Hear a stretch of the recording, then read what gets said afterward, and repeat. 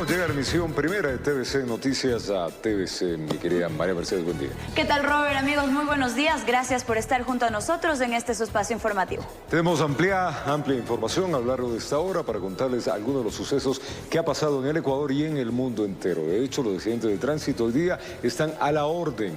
Así es, de inmediato nos conectamos en vivo con Javier Rosero, nuestro equipo que está en la Simón Bolívar, aquí en la ciudad capital. Lamentablemente, el sector del Troje, vamos contigo, ahí vemos el producto del accidente que habíamos informado. Busete escolar, Javier. Don Topo, cuéntenos. Robert, María Mercedes, muy buenos días. Robert, así estamos en la avenida Simón Bolívar, en sentido sur-norte es donde sucedió ese accidente. Usted bien lo decía, es a la altura del Troje más o menos. Se puede apreciar, están ya los organismos de socorro aquí en este sector. Y la furgoneta escolar que colisionó, que sufrió este accidente, quedó totalmente destruida. Ustedes pueden apreciar, se fue toda la techada, se fue el lado derecho de la carrocería. Se conoce que existe una persona fallecida, no sabemos al momento qué edad tiene, si es sexo masculino, si es sexo femenino, no tenemos mayor conocimiento de ello.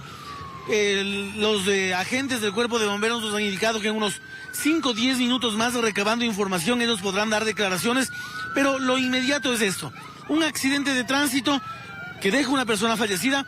Conocemos que, si bien es una furgoneta escolar, esta no llevaba niños, no era un recorrido escolar, sino era un recorrido de la empresa eléctrica. Es hasta lo que conocimos. Alguien nos brindó esta información de las personas que estaban acá en el sector, pero más adelante nosotros desplegaremos mayor información ya con la autoridad competente.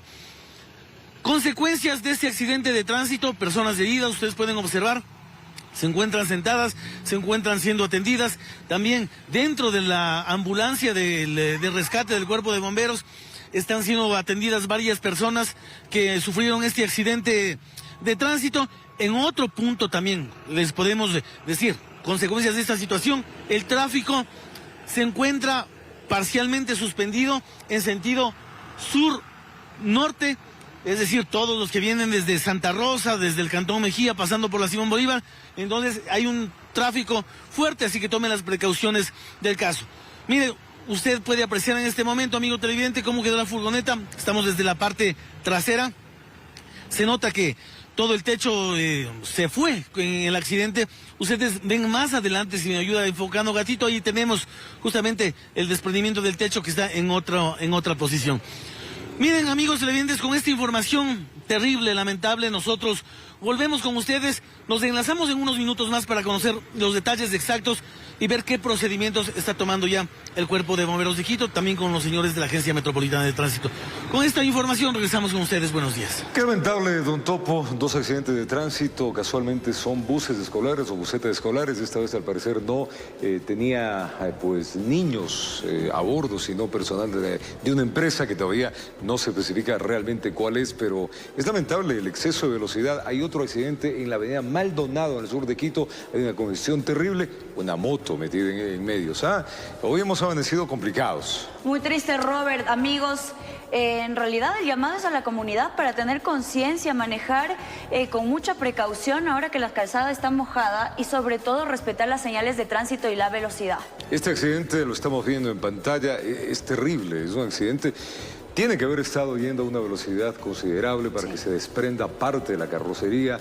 Ahí es lo que yo siempre hablo, y lo digo a título personal, María Mercedes: el exceso de confianza que se tiene en la Simón Bolívar. Estas busetas, los buses van a unas velocidades y claro, muchas veces topas que alguien frenó de golpe, no alcanzaste, hay exceso en el momento de frenar y el golpe, lo estamos viendo aquí, para que se desprenda la carrocería. Ya nos dirán los técnicos, pero tengamos conciencia, vaya usted despacio. Y algo que también hay que pedir el llamado a los curiosos. También los curiosos hacen parte de esto. El tráfico se hace más pesado, producto evidentemente que vamos viendo a 1 por hora y la vía de sur-norte, norte-sur se convierte en un calvario.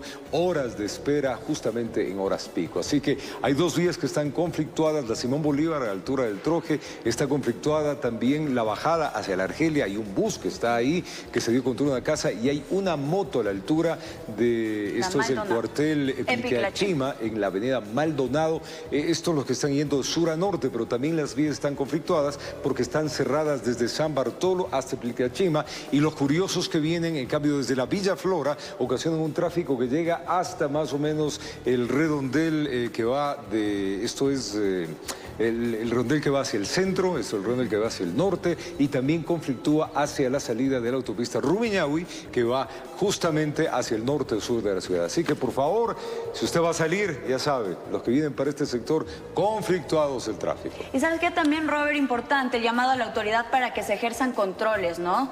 De las licencias, que todo esté en orden, y también en ciertos puntos conflictivos para evitar estos accidentes que se han registrado entre ayer y hoy, pero de manera muy... O sea, han incrementado mucho. Poco puede hacer la autoridad frente a la impericia. O sea, por más controles que se hagan, y que de hecho lo hacen. Controles constantes de la licencia, vigencia de la licencia. Pero poco se puede hacer porque usted le puede controlar, pero no saca nada, se acelera, si hay mucha gente que está manejando sin licencia. Sí, de acuerdo, pero también las autoridades, ahí hay que hacer campañas de educación. Hay que hacer campañas de educación vial para que la gente entienda que hay normativa, no se puede exceder una velocidad. Simón Bolívar, no se puede exceder más allá de 90 kilómetros por hora, pero ya exagerado. Pero cuando se llueve, máximo 60. En la ciudad no hay que ir más allá de 50, que eso es utópico porque van más de eso. En fin, hay que tomar precauciones para evitar algo que lamentablemente vemos todos los días, las pérdidas de las vidas humanas y con ello también familias que lloran. Así es, vamos a continuar con la información política contándoles que la Contraloría General del Estado impuso al expresidente de la República, Guillermo Lasso, una multa. $6.900 es lo que va a tener que pagar por haber designado a Sebastián Corral como secretario de Administración Pública y a pesar de tener impedimentos legales, dicen, para ocupar dicho cargo. Tras varias investigaciones, la Contraloría General del Estado determinó que el expresidente Guillermo Lasso designó irregularmente a Sebastián Corral como secretario de Administración Pública, pues el exfuncionario estaba inhabilitado de ocupar dicho cargo por ser accionista de 2 empresas que mantienen contratos de concesión con el Estado. El titular de esta institución, durante una comparecencia en la Comisión de Fiscalización de la Asamblea, anunció que el expresidente Lasso fue sancionado por contravenir la ley. Estas responsabilidades alcanzan desde el presidente de la República con una multa de 15 salarios básicos, alcanzan a otros funcionarios de talento humano y de la Secretaría. El contralor Mauricio Torres anunció que Sebastián Corral también será multado. Se han dado, por ejemplo, responsabilidades sobre la persona, que hubo la destitución y una multa de 20 salarios básicos. La destitución, ¿por qué? Si bien es cierto, ya no está en funciones, pero debemos inscribirle en el Ministerio para que quede inhabilitado para 2 años. Sin embargo, dicha sanción no será la única que pesará sobre el exsecretario, quien también deberá enfrentar una posible investigación penal. Existen responsabilidades y también existe un indicio de responsabilidad penal que ya está enviado a la Fiscalía. Hace 3 meses, Sebastián Corral se defendió de las investigaciones de Contraloría, señalando que no tenía impedimentos legales para ocupar dicho cargo. Esta designación es temporal y no voy a cambiar mi vida por una cosa que puede durar un día, mencionó. Informó Álvaro Terán. Continuamos con las noticias. El ministro de Economía y Finanzas, Juan Carlos Vega, sugirió al presidente de la República, Daniel Noboa, incrementar el impuesto al valor agregado al 15% y no al 13% como inicialmente se había anunciado. ¿Cómo reaccionó la Asamblea Nacional ante esta posibilidad? Enseguida lo revisamos. La sugerencia del ministro de Economía, Juan Carlos Vega, de incrementar el IVA del 13 al 15% ha causado malestar al interior de la Asamblea Nacional. La bancada de Revolución Ciudadana anunció que emprenderá acciones legales a fin de rever el alza tributaria.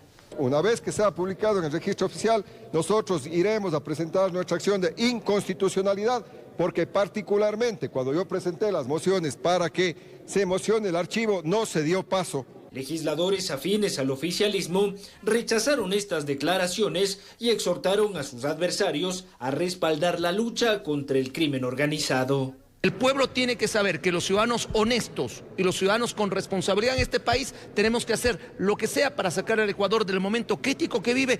El secretario de Comunicación de la Presidencia, Roberto Izurieta, indicó que con esta medida se busca financiar el conflicto armado interno.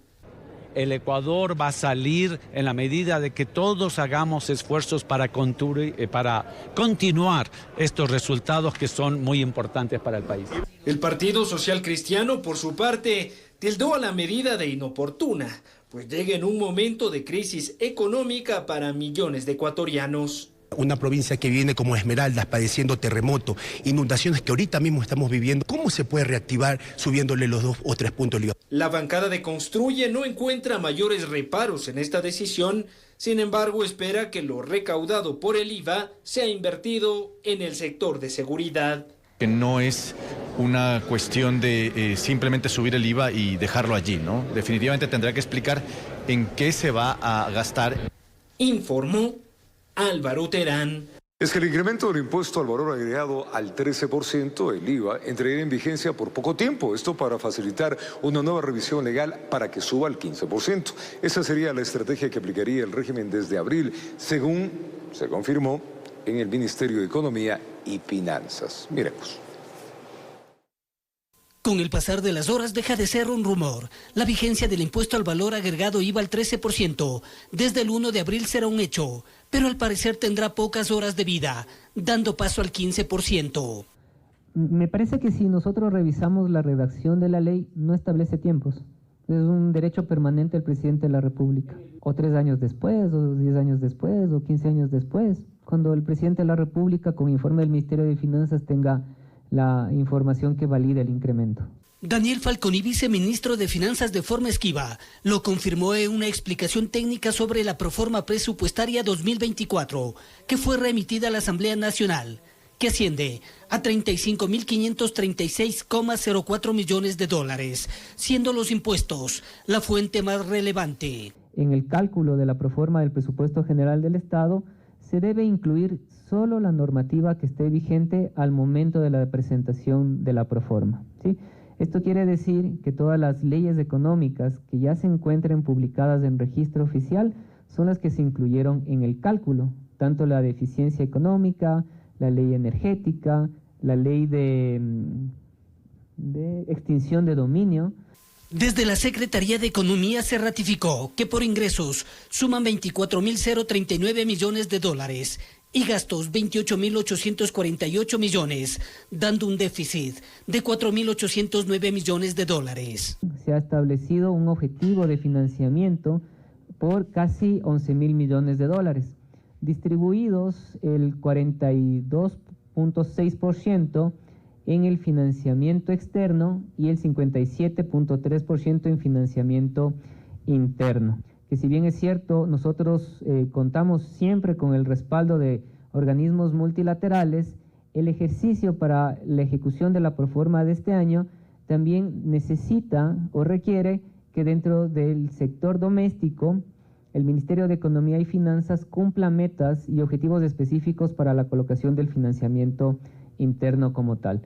Para la proforma se tomaron en cuenta los siguientes supuestos macroeconómicos: crecimiento real del Producto Interno Bruto 0.8%, inflación promedio 2.1%, precio del barril de exportación de crudo 66,7 dólares y volumen de producción fiscalizada de petróleo 156 millones de barriles. Informó Héctor Romero. La proforma presupuestaria del 2024 ha generado múltiples reacciones en la Asamblea Nacional, cuyas bancadas se encuentran divididas en torno a la distribución de los recursos y la brecha fiscal. Ahora bien, ¿cuáles son las recomendaciones del Legislativo? Aquí le contamos.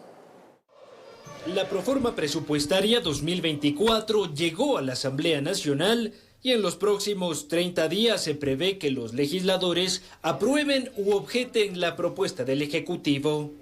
Tiene que ir a la Comisión de Régimen Económico y hay 30 días para analizar la proforma, hacer observaciones y aprobarlo o no. Sin embargo, el país sigue adelante. Apenas se notifica a la comisión que presido, que es de régimen económico, se tiene 10 días para elaborar un informe donde se puede presentar observaciones o aprobarlo tal como está, pasarlo al Pleno y el Pleno aprobará, tiene 30 días para pronunciarse al respecto. Ahora bien, en este caso las capacidades de los legisladores son reducidas, pues no pueden modificar las asignaciones presupuestarias. No se puede cambiar ni modificar ningún valor, tan solo se puede presentar observaciones o aprobarlo tal y como está. La bancada oficialista destacó el incremento del presupuesto en relación al 2023. Además, celebró la decisión del presidente de incrementar los fondos en materia de seguridad. Porque sabemos que el país necesita esos recursos para invertir en sectores estratégicos, para invertir en educación, en salud, en seguridad. Revolución Ciudadana, por su parte, mostró su preocupación en torno a la estructura del presupuesto, la cual indican no soportaría fluctuaciones económicas. En temas macroeconómicos, mi principal preocupación es el ajuste que va a tener que realizarse. La inflación es del 2.1%, lo que en términos generales o en forma sencilla es que los precios van a ser mayores que el incremento de la producción, lo que quiere decir es que va a haber una pérdida de poder adquisitivo.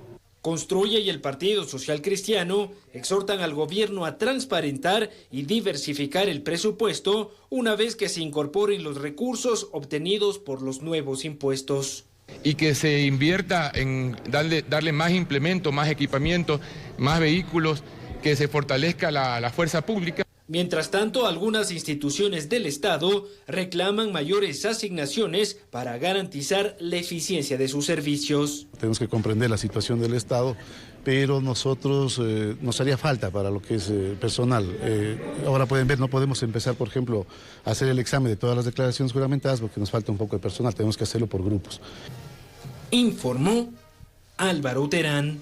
El 42% de la deuda externa del país fue negociada con intereses variables, lo que implica que el pago a organismos multilaterales se haya duplicado. Esto hay que considerar, amigos, que algunas obligaciones tienen vencimiento a corto y mediano plazo. Le contamos.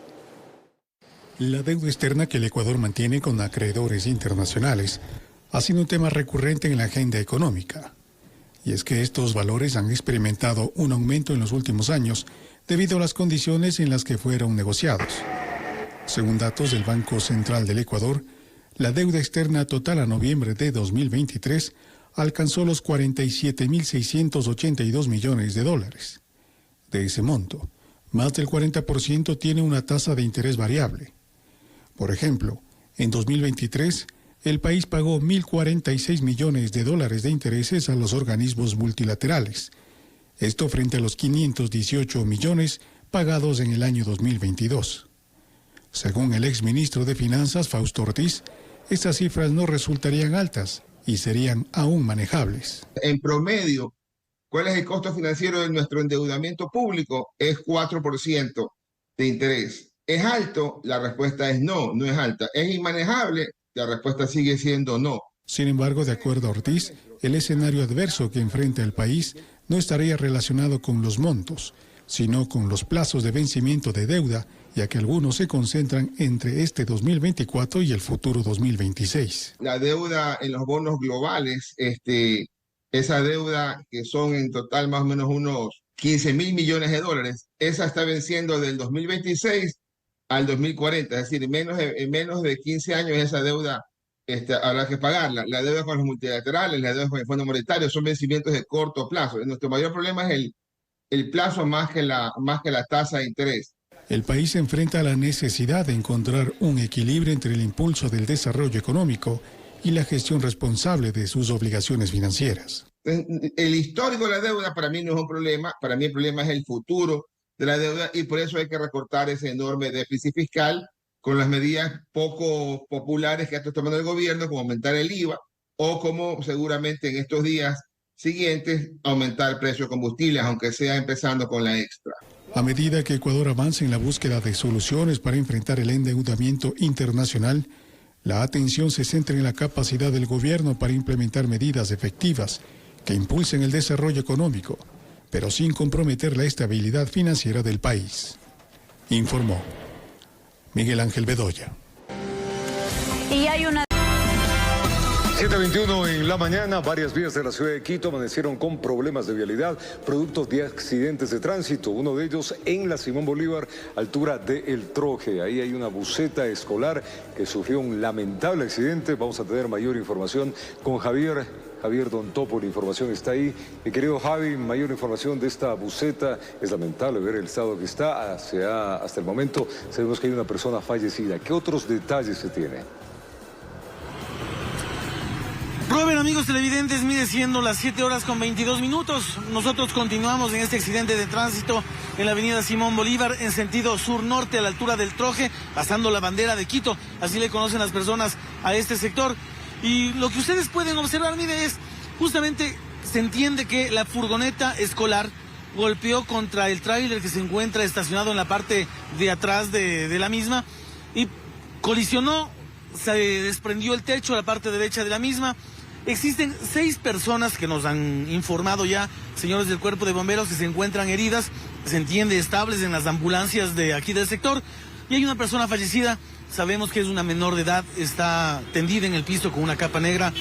Los familiares de la misma llegaron, están hablando con el Cuerpo de Bomberos, con los organismos de socorro.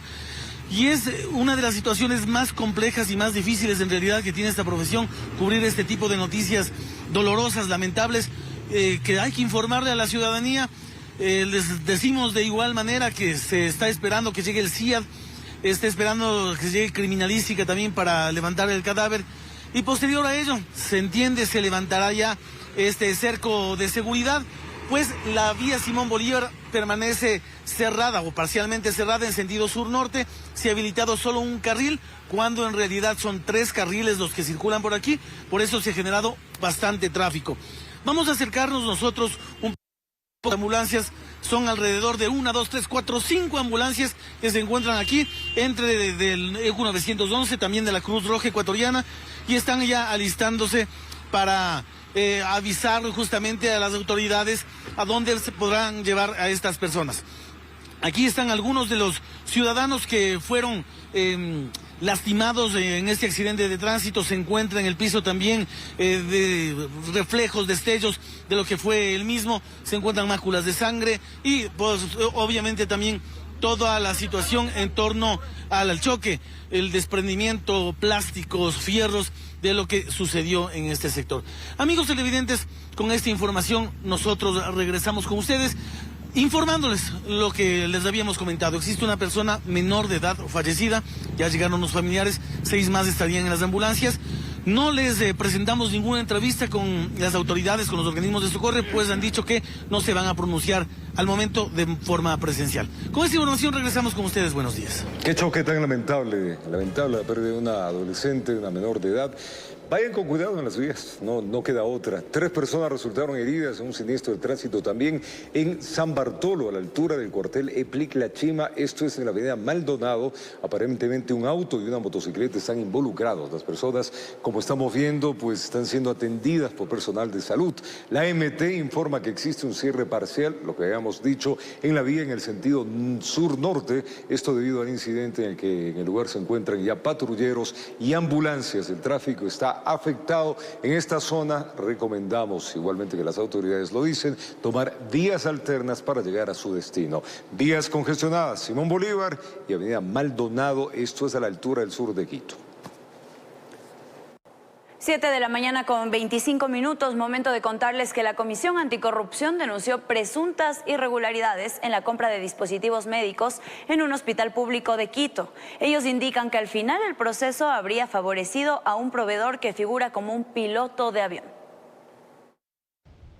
La denuncia está basada en el proceso de compras para la adquisición de dispositivos médicos de especialidad cirugía general efectuado en el Hospital Eugenio Espejo de Quito, en donde aparentemente se habría beneficiado a un proveedor en específico.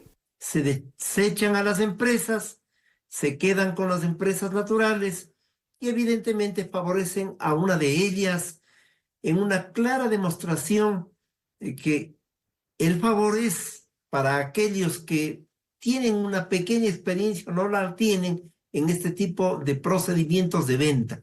Germán Rodas, coordinador de la Comisión Nacional Anticorrupción, indica que en la etapa de calificación se presentaron 6 oferentes, 3 personas naturales y 3 personas jurídicas o empresas, pero la Comisión Técnica descalificó a las compañías. Les llevan a lo que se denomina el sistema de puja y es obvio que allí se hacen los arreglos adecuados para favorecer con la venta de estos insumos médicos. Aseveración que fue rechazada y aclarada por parte de la Casa de Salud, quienes mediante un comunicado indicaron que 2 propuestas fueron descalificadas por no cumplir con la integridad de la oferta, mientras que otras 2 fueron descalificadas por no cumplir con todos los parámetros, y que las 2 ofertas calificadas, las cuales corresponderían a personas naturales, fueron habilitadas porque sí cumplían con todos los parámetros exigidos. Rodas advierte que estas supuestas irregularidades no estarían en la presentación de las ofertas, sino en los direccionamientos para que ciertos proveedores ganen las pujas. La Comisión Nacional Anticorrupción demostró en el año 2018 ya que este sistema funcionaba en el Teodoro Maldonado, y en la pandemia demostramos cómo se asaltaba al país y se decía se compran a individuos, a personas naturales, pero era evidente que estaban comprando al señor Salcedo o al señor Jordán. De tal manera que las cosas son claras. Dice que para evitar estas observaciones, Sercop debería realizar una depuración de las listas de oferentes con la finalidad de que exista mayor transparencia en la venta de los insumos, así como también impulsar una reforma a la ley de contratación pública para evitar los direccionamientos irregulares. Informó Mauricio Sánchez. Vamos a contarles ahora que el presidente de la República, Daniel Noboa, no solo reveló que las Fuerzas Armadas se mantendrán por un buen tiempo al interior de los centros de rehabilitación social, sino que, además, resaltó que, concluida la gestión en las cárceles, el SNAI tendrá supervisión del Ejército por ser un punto crítico desde los cuales los grupos terroristas operan. Analizamos a continuación qué tan viable es esta propuesta del presidente. Ecuador estuvo cerca de convertirse en un narcoestado. Por ello, los militares continuarán acompañando a los presos. Los militares no van a salir en ningún futuro cercano porque es un punto crítico en el cual estos grupos narcoterroristas, desde ahí es que operan. Entonces, hay que mantener la calma. Para los expertos en seguridad, esta decisión es acertada, pero bajo el contexto de guerra interna. Es puntos porcentuales extraordinarios. Sin embargo, el primer mandatario está consciente que en algún momento las Fuerzas Armadas deberán volver a ejercer solo la labor que les corresponde por ley. Por ello, busca reestructurar el SNAI. Hemos tenido que cambiar desde cero. Ahí ya podrá entregarse pues la administración al SNAI, igual con cierta supervisión de lejos del ejército. Los especialistas resaltan que en ello está la clave. La institución debería poder por lo menos tener entre sus funciones la rehabilitación social. Si el órgano que ejecuta la política no puede ejercer políticas o rectoría y no está bien claro ese juego, me parece que hay un problema de corte institucional que debe ser arreglado. Una gran forma de se podría decir, de separar a los criminales violentos de los no violentos es tener un programa, por ejemplo, de uso de grilletes. Y que mientras controlan a los presos, el respaldo gubernamental al accionar de los militares no debe quedar solo en los aplausos. En el crimen organizado no se negocia a las buenas, se negocia en base a plata o plomo. Y las negociaciones normalmente no son solamente por beneficios económicos, saben dónde están sus hijos y saben dónde viven. Entonces es literalmente plata o plomo. Es decir, que debería haber un respaldo también para las familias de las Fuerzas Armadas. Totalmente, y también un sistema de protección de testigos, algo que por el momento no se ha dado dentro del gobierno y no se menciona. Informó Maite Morán. Por unanimidad, un tribunal de la Corte Nacional de Justicia declaró improcedente la apelación a la prisión preventiva solicitada por el ex vicepresidente de la República, Jorge Glass, quien, recordemos, es procesado por el presunto delito de peculado en el caso Reconstrucción de Manabí. Fue la Fiscalía General del Estado quien justamente informó esta decisión al culminar la audiencia. Glass permanece refugiado en la Embajada de México, donde ha solicitado asilo. En 2 días se podrá conocer quién reemplazará a Juan José Murillo, esto en el Consejo de la Judicatura, tras el desarrollo de la audiencia pública, donde quienes integran la terna enviada por la Defensoría Pública. Esto presentaron ya su plan de trabajo. Miremos. 20 minutos tuvo cada uno de los 3 postulantes a vocal suplente del Consejo de la Judicatura para exponer su plan de trabajo en audiencia pública, Quizás unos lo aprovecharon más que otros. No le voy a poner una respuesta de casos hipotéticos. Yo como funcionaria, a partir de que me posesione, establezco mediciones para el tema de sanciones administrativas, para que las mediciones tengan motivaciones reales y que se puedan demostrar a la ciudadanía que han existido. ¿Se necesitaría eliminar el Consejo de la Judicatura? Yo pienso que no. Lo que se tiene que hacer por parte de ustedes, señora presidenta, señorita presidenta, señor vicepresidente, señoras y señores consejeros, es escoger a personas que efectivamente quieran trabajar por la función judicial. Esta independencia es la que ustedes tienen que dar. Sus puntos de vista los defendieron ante el Pleno del Consejo de Participación Ciudadana y Control Social, encargado de la designación de la nueva autoridad. En este momento tenemos un problema grave, la inseguridad ciudadana. Se ha declarado hasta un estado de excepción, un estado de guerra. Es decir, la gente se siente insegura totalmente. ¿Qué necesitamos? Primero que se dicten políticas públicas para mejorar el nivel de vida de las personas y luego se dicten las políticas criminológicas para sancionar a los que incumplen la ley penal. Nuria Butiña, Merx Benavides y Carlos Manosalvas integran la terna enviada por la Defensoría Pública para reemplazar a Juan José Morillo. Ellos cumplirían el periodo restante, que es hasta febrero 2025, y pues el próximo año elegiremos a los nuevos para su nuevo periodo, a los nuevos vocales. ¿Es el mismo proceso o es un proceso diferente? Sí, es exactamente el mismo proceso, las ternas remitidas por el Presidente de la República, por la Corte Nacional de Justicia, la Defensoría Pública, el Legislativo y por la Fiscalía General del Estado. En este caso se conocerá el ganador en 2 días. A la fila, la designación del suplente de Javier Muñoz tras su renuncia, que saldrá de una terna enviada por el Ejecutivo, y el nombramiento del nuevo titular del Consejo de la Judicatura, cuyos nombres deberá remitir el presidente de la Corte Nacional de Justicia, informó Héctor Romero. En otro tema, el Consorcio de Gobiernos Autónomos Provinciales del Ecuador, CONGOPE, hace un llamado al gobierno central para que justamente cancele los valores pendientes a las prefecturas de nuestro país. Los recursos servirán para enfrentar la emergencia climática que afecta a gran parte del territorio nacional.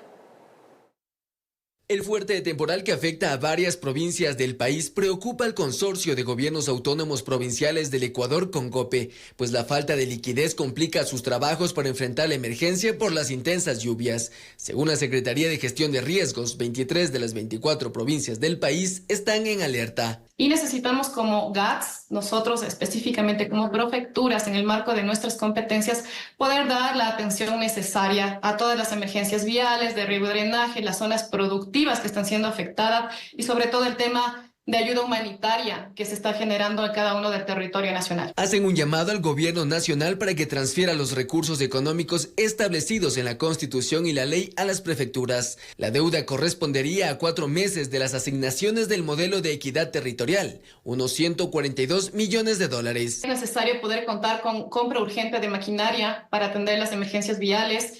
Es necesario poder contar con todo el apoyo y bagaje para la ayuda humanitaria. Estos valores pendientes se mantienen a pesar del cruce de deudas realizado con el Ministerio de Finanzas hace unas semanas. Aún así, quedan rubros todavía pendientes para poder cubrir toda la deuda acumulada de años pasados, de gobiernos pasados, y las deudas que actualmente de igual manera se siguen acumulando por varios conceptos. En este mismo contexto, la Asociación de Municipalidades del Ecuador informó este miércoles que el gobierno transfirió 20 millones de dólares destinados a más de 80 municipios del país. Sin embargo, la deuda que el gobierno central mantiene con las municipalidades asciende aproximadamente a 1.000 millones de dólares. Informó José Mendieta. El Programa de Naciones Unidas sobre el SIDA rechaza que la Asamblea Nacional pretenda penalizar la propagación del VIH y otros virus con de 1 a 3 años de cárcel. Debate que se incluye en las reformas del COI para este día jueves. En Ecuador hasta el año 2022 se reportaron 5.142 casos de VIH.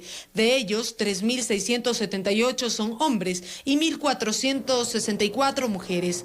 El virus de inmunodeficiencia humana, si no es tratada en una fase avanzada, pasa a convertirse en SIDA. La Asamblea Nacional resolverá este jueves si se sanciona con 1 a 3 años de cárcel a quienes propaguen este virus de manera intencional y mediante transmisión sexual. Ante ello, las Naciones Unidas SIDA considera que con esto la Asamblea puede caer en un error judicial grave porque criminaliza a las personas afectadas y no trae beneficios a la salud pública.